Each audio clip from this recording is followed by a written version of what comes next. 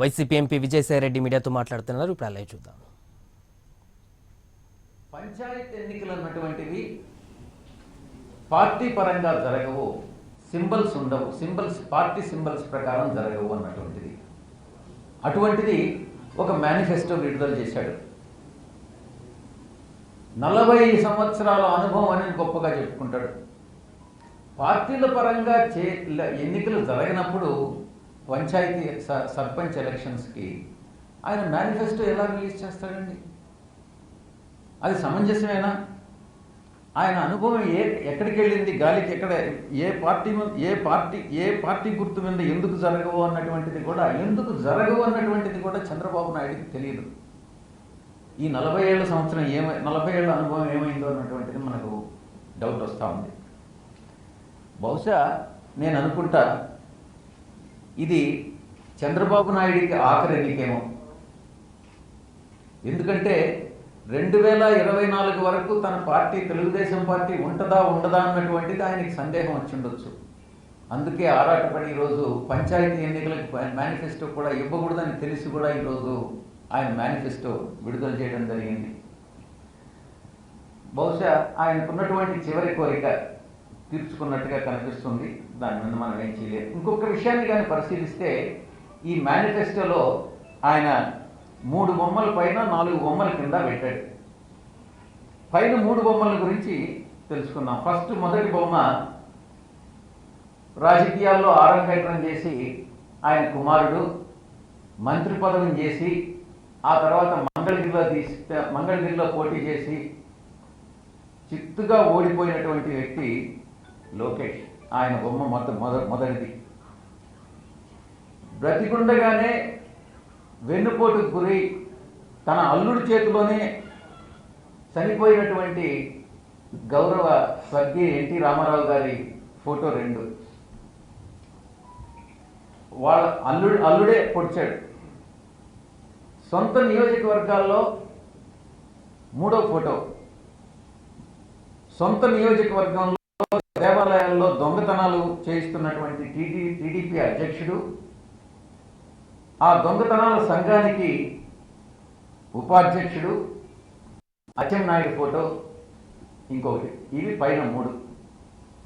కింద 4కి వస్తే ఈ వెన్నుపోటుదారుల జాతీయ సంఘం అధ్యక్షుడు చంద్రబాబు నాయుడు. ఈయన అధ్యక్షుడు. ఎవరిని వెన్నుపోటు పడవాలన్నా కూడా చంద్రబాబు నాయుడు అన్నటువంటి వ్యక్తి ముందుంటాడు.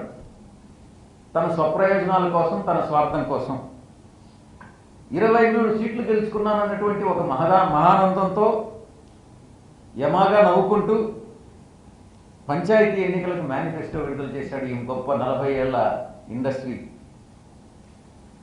ఈ ముగ్గురు ముఖార విందాలని ప్రదర్శిస్తున్న తీరు మాత్రం చాలా విచిత్రంగా ఉంది. మేనిఫెస్టోయే దండగా చేయకూడదు, చట్ట విరుద్ధం అయినప్పటికీ మేనిఫెస్టో విడుదల చేశాడు. ఆ విడుదల చేసి పార్టీ రహిత ఎన్నికలకి పార్టీ మేనిఫెస్టో ఇచ్చిన చంద్రబాబు మీద మా క్వశ్చన్ ఏంటంటే, నిమ్మగడ్డ ఎందుకు చర్యలు తీసుకోవట్లేదు? ప్రతి ఒక్క ఆఫీసర్ మీద చర్య తీసుకుంటానంటాడు, ప్రభుత్వం మీద చర్యలు అంటాడు, ఎంపీల మీద చర్యలు అంటాడు, అడ్వైజర్ల మీద చర్యలు అంటాడు. కానీ రాజ్యాంగబద్ధంగా పార్టీలకు అతీతంగా జరుగుతున్నటువంటి ఈ పంచాయతీ ఎన్నికలకు మేనిఫెస్టో విడుదల చేసిన చంద్రబాబు పైన ఎందుకు నిమ్మగడ్డ గారు మీరు చర్యలు తీసుకోవట్లేదు అని నేను ప్రశ్నిస్తా ఉన్నా. ఇక ఈ నిమ్మగడ్డ భానుమూర్తి అనే అతని గురించి చెప్పాలి మీకు. ఇతను శరీరం మాత్రమే నిమ్మగడ్డది. చంద్రబాబు నాయుడు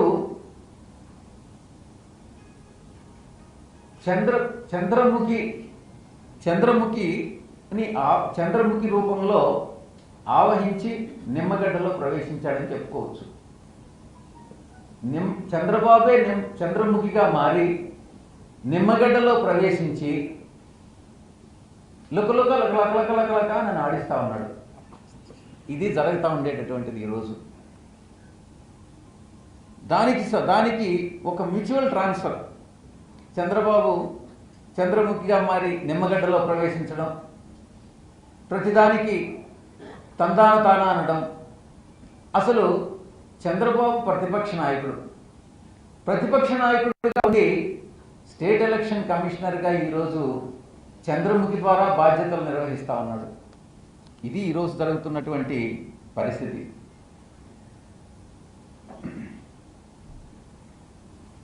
ఇక ఎన్నికలకు మేనిఫెస్టో విడుదల చేయడం రాజ్యాంగ ఉల్లంఘన కాబట్టి రాజ్యాంగ ఉల్లంఘన మీద నిమ్మగడ్డ భానుమూర్తి గారు చర్యలు తీసుకోవాలి అని మేము చాలా స్పష్టంగా చెప్తా ఉన్నాం.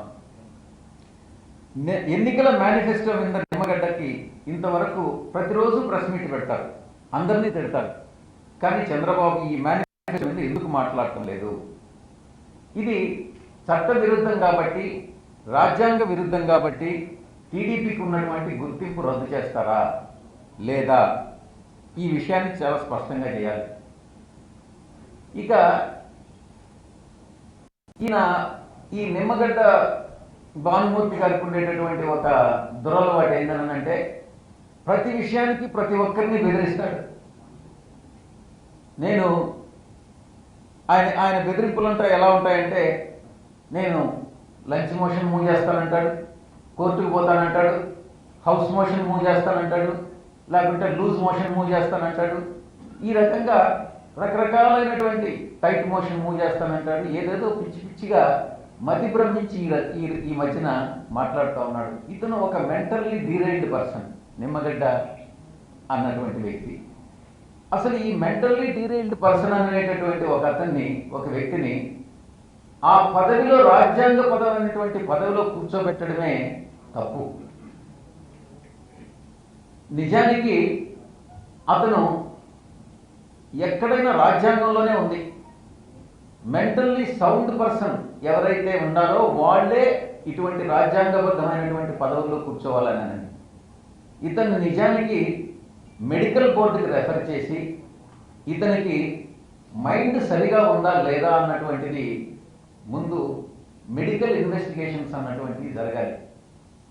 అప్పుడే రాష్ట్రంలో ప్రజలకి ఈ యొక్క స్థానిక ఎలక్షన్స్ అన్నటువంటివి సజావుగా జరుగుతాయన్నటువంటిది నా ఉద్దేశం. నిమ్మగడ్డ గారు ఈరోజు మార్నింగ్ కూడా చెప్పినట్టున్నారు, చాలా ప్రవచనాలు చెప్పారు. ఆయన ఇప్పుడు చాగంటి కోటేశ్వరరావు మించిపోయినాడు, ఉషశ్రీని, గరికపాటిని, ఈ రకంగా చాలా మందిని మించిపోయి నీతి, ధర్మం, న్యాయాన్ని గురించి ఇప్పుడు మాట్లాడుతూ ఉన్నాడు. న్యాయం రెండు కాళ్ళ మీద నడవాలి అని చెప్పి పోజు కొడతా ఉన్నాడు. నిజానికి నేను ఒక్కటే అడుగుతా ఉన్నా, నిమ్మగడ్డ గారు, నిమ్మగడ్డ భానుప్రకాష్ గారు, భానుమూర్తి గారు, నిమ్మగడ్డ రమేష్, ఇంకా నేను నిమ్మగడ్డ భానుమూర్తి అంటున్నాను. నిమ్మగడ్డ గారు 2013లో ఇంతకు ముందు ఎలక్షన్స్ జరిగాయి, స్థానిక లోకల్ బాడీ ఎలక్షన్స్. ఆ తర్వాత 2018లో జరగాలి. 2018 నుంచి ఇప్పటి వరకు 2021 వరకు మీరు కళ్ళు మూసుకొని ఉన్నారా అని అడుగుతా ఉన్నా. 2018లో అన్ని మొత్తం రద్దయ్యాయి. 2018 నుంచి మీరు నిద్రపోతా ఈ రోజు వరకు కాలయాపన చేసి చంద్రబాబు డైరెక్షన్స్ మీద ఈ రోజు హడావిడిగా నేను డిసైడ్ చేశాను, నేను పెట్టాల్సిందేను అని నిర్ణయించుకోవడంలో ఏంటి, దీంట్లో ఏంటి లాజిక్ ఏంటో మాకు అర్థం కావట్లేదు. మీరు కొంచెం ఎక్స్ప్లెయిన్ చేస్తే బాగుంటుందనని నేను అడుగుతా ఉన్నా. చంద్రబాబు ఆత్మ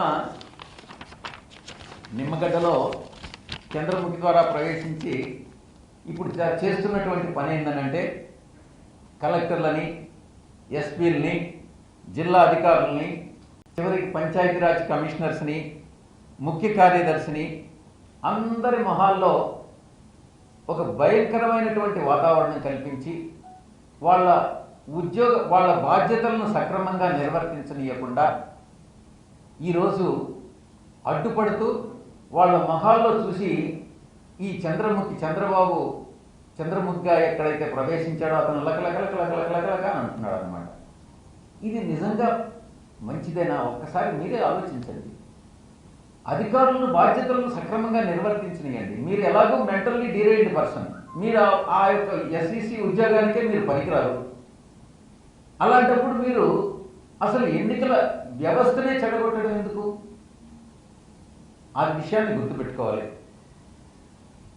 ఇక నిజంగా ఈ నిమ్మగడ్డ అనే వ్యక్తికి చిత్తశుద్ధి ఉన్నట్టయితే ఇప్పుడు రాజ్యాంగానికి వ్యతిరేకంగా మేనిఫెస్టో ఇచ్చినటువంటి ఈ చంద్రబాబు మీద నిజంగా రాజ్యాంగపరంగా దండెత్తాలి కదా. అతని మీద లంచ్ మోషన్ ఏదో, హౌస్ మోషన్, లూజ్ మోషన్ ఏదో మూవ్ చేయాలి కదా. అదే మూవ్ చేయట్లా. ఎందుకు చేయట్లేదు? చంద్రబాబు ఆత్మ చంద్రమూర్తి ద్వారా రమేష్ నిమ్మగడ్డ భానుమూర్తిలో ప్రవేశించింది కాబట్టి రమేష్ ఎంతసేపు నిమ్మగడ్డ భానుమూర్తి అని వస్తుంది. పంచాయతీ ఎన్నికల్లో పార్టీ రాజకీయం ఎక్కడి నుంచి వచ్చింది, మేనిఫెస్టో ఎలా విడుదల చేశారని ప్రెస్ మీట్ పెట్టాలి కదా. పెట్టాడు. ఎందుకంటే చంద్రబాబుకు తను ఒక తొత్తు కాబట్టి. తొత్తు అని మరీ చెప్తా ఉండ. ఎందుకంటే తను చేసేటటువంటి ప్రతి పని, తను చేసేటటువంటి ప్రతి కార్యం, ప్రతి కార్యక్రమం చంద్రబాబుకు మేలు చేసేటటువంటి విధంగా చేస్తా ఉన్నాడు. ఒక కులపిచ్చితో చేస్తా ఉన్నాడు. అటువంటి వ్యక్తి ఆ పదవిలో ఉండడానికి అనర్హుడు అని నేను చాలా స్పష్టంగా చెప్తా ఉన్నా.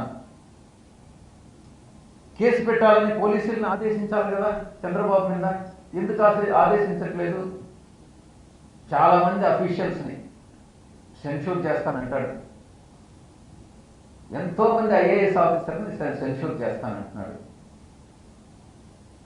ఇన్ఫాక్ట్ నా మీద కూడా ఏదో ఆరోపణలు చేశాడంటే గవర్నర్ గారికి. అందుకే నేను మెంటల్ కేసు అంటున్నాను.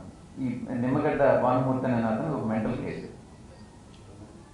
నిమ్మగడ్డ ఇది ఒక కందగడ్డ, లేకుంటే ఇది ఒక ఉల్లిగడ్డ, లేకుంటే ఇది ఒక చామగడ్డ, ఏం గడ్డ నాకైతే మాత్రం అర్థం కావట్లేదు. నేను మామూలుగా కాయలు చూసాను. నిమ్మకాయనని విన్నా, ఇంకొకటి విన్నా, కానీ నిమ్మగడ్డ అనేది నాకు ఎక్కడా తెలియదు. ఈ నిమ్మగడ్డ భానుమూర్తి గారు వేరే అవతారం. నిమ్మగడ్డ రమేష్. ఇది నేను అనుకోవడం ఇది ఒక ఎర్రగడ్డ అవతారం. ఇతన్ని ఎర్రగడ్డ పిచ్చాసుపత్రికి పంపించాలి. అటువంటి దాని పిచ్చాసుపత్రికి ఏది పంపించేటటువంటి అర్హతలు ఎవరికైతే ఉన్నాయో ఇతనికి తప్పకుండా అర్హతలన్నీ ఉన్నాయని అన్నటువంటిది నా యొక్క ఉద్దేశం. ఇక మరొక ఆరోపణ చేశాడు. నా ఓటును నిరాకరించారు అంటాడు. ఏమయ్యా, నిరాకరించేది ఏంది? ఓటును అప్లై చేయడానికి సిగ్గు ఎక్కడ ఉందో అక్కడ అప్లై చేసుకోవాలి. నీకు తెలుసు అర్హతలు ఎక్కడ అప్లై చేయాలో, ఎక్కడ అప్లై చేయకూడదని. ఒక సాధారణ పౌరుడు అన్న పదానికి అర్థం తెలియకుండా ఓటుకు అప్లై చేసినటువంటి నిమ్మగడ్డకి తెలిసింది రిప్రజెంటేషన్ ఆఫ్ పీపుల్స్ యాక్ట్ కాదు, ఇది రిప్రజెంటేషన్ ఆఫ్ టీడీపీ యాక్ట్ అని అనేటటువంటిది నిమ్మగడ్డకి తెలుసు. ఇతను స్టేట్ ఎలక్షన్ కమిషనరా లేకుంటే టీడీపీ ఎలక్షన్ కమిషనరా నాకైతే అర్థం కావట్లా. ఈ ఒక ఆర్పీ యాక్ట్ అంటే రిప్రజెంటేషన్ ఆఫ్ పీపుల్ యాక్ట్ తెలియనటువంటి వాడు ఒక ఎన్నికల కమిషనర్గా కొనసాగడం న్యాయమా కాదా అన్నటువంటిది ప్రజలు కూడా నిర్ణయిస్తారు, రాజ్యాంగం నిర్ణయిస్తుంది. చెప్పండి మీరు ఏదన్నా కావాలంటే. ఏం లేవా? కృష్ణ ఆంధ్రజ్యోతికి ఏదో ఉండాలి.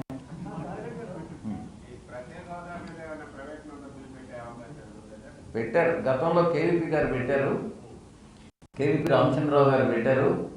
దాన్ని చాలా ఉద్దేశపూర్వకంగా నీరు గార్చారు బీజేపీ వాళ్ళు, ప్రభుత్వం. దాన్ని డిస్కషన్ అంతా అయిన తర్వాత ఫైనల్గా ఇది మనీ బిల్ అని చెప్పి రాజ్యసభలో దాన్ని ఓటింగ్కి పెట్టకుండా అడ్డుకోవడం జరిగింది బీజేపీ. మేము తిరిగి దానికి ఇప్పుడు మా పోరాటం అన్నటువంటిది మేము కొనసాగిస్తాం. మేము ఆల్రెడీ ప్రవేశపెట్టినాం లోక్సభలో.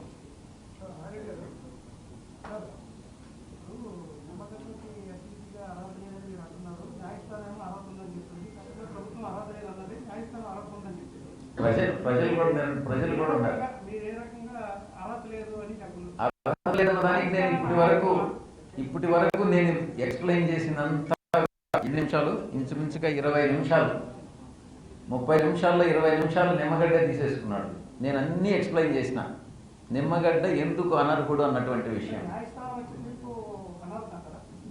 నేను న్యాయస్థానం గురించి మాట్లాడుతున్నా, నేను నిమ్మగడ్డ గురించి మాట్లాడినా. మీకు ఏదన్నా నిమ్మగడ్డ వేరే, న్యాయస్థానం వేరే. నిమ్మగడ్డ వ్యక్తి జ్యుడిషియరీలో పార్టీ కాదు. చాలా మంది అధికారులు ఉన్నారు, ఆయన చాలా మంది ఐఏఎస్ అధికారులు ఉన్నారు. వాళ్ళందరి పట్ల అతను ఎలా అనుచితంగా ప్రవర్తిస్తున్నాడు అన్నటువంటిది ప్రజలందరికీ తెలుసు, న్యాయస్థానాలకు కూడా తెలుసు.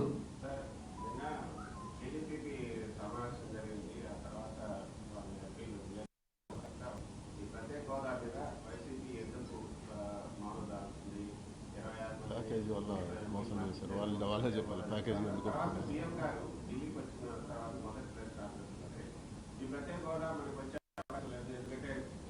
అర్థమైంది కృష్ణ, నీ ప్రశ్న అర్థమైంది. సెప్టెంబర్ 2017 ఆంధ్రజ్యోతికి గుర్తుండాలి. 9వ తారీఖు 8 సెప్టెంబర్ 2016 ఆంధ్రజ్యోతి రాధాకృష్ణ గారు, చంద్రబాబు నాయుడు గారు, స్వర్గీయ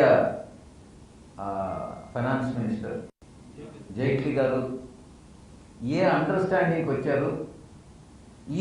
ఈరోజు ఈ రాష్ట్రానికి, ఆంధ్రప్రదేశ్ రాష్ట్రానికి ప్రత్యేక హోదా రాలేదు, ఇప్పటి వరకు ఆలస్యమైందని అంటే దానికి కారకులు చంద్రబాబు నాయుడు, ఆంధ్రజ్యోతి రాధాకృష్ణ గారు, ఈనాడు రామోజీరావు గారు, వీళ్ళే తప్ప వేరే ఎవరు కాదు. మేము ఈరోజు ప్రత్యేక హోదా కోసం పోరాడుతూ ఉన్నాం.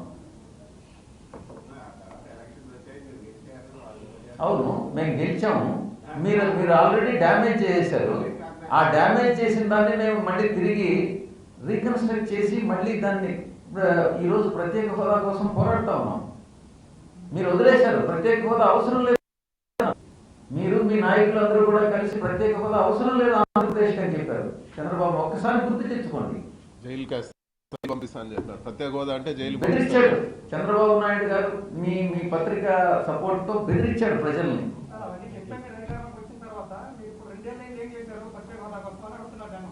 అందరికీ తెలుసు. మీరు ఏ పత్రిక నుంచి? ఆంధ్రజ్యోతి. అదే, ఆ పక్క ఆయన ఈ పక్క ఆయన కూర్చున్నారు ఆంధ్రజ్యోతి. వీళ్ళిద్దరికీ తెలిసి కూడా నాకు ఇప్పుడు నేను ఒకటే చెప్పాను, చంద్రముఖిగా మారిపోయినటువంటి చంద్రబాబు అని. బహుశా రాధాకృష్ణ గారు కూడా అలాగే మారుతున్నారేమో. మారి ఎక్కడ ప్రవేశిస్తారని భయంగా ఉంది. ఆల్రెడీ ప్రవేశించారు చాలా రంగాల్లో.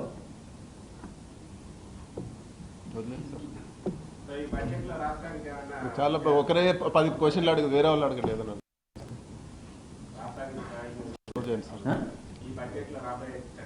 చెప్పాను కదా ప్రయారిటీస్ ఏంటని నేను చెప్పాను.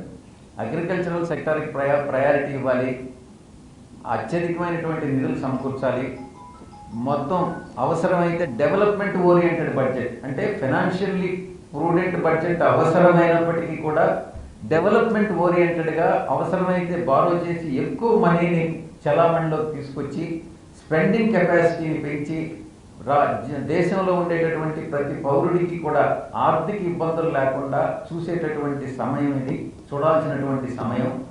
కాబట్టి కరోనా దృష్ట్యా కాబట్టి అటువంటి బడ్జెట్ను ప్రవేశపెట్టి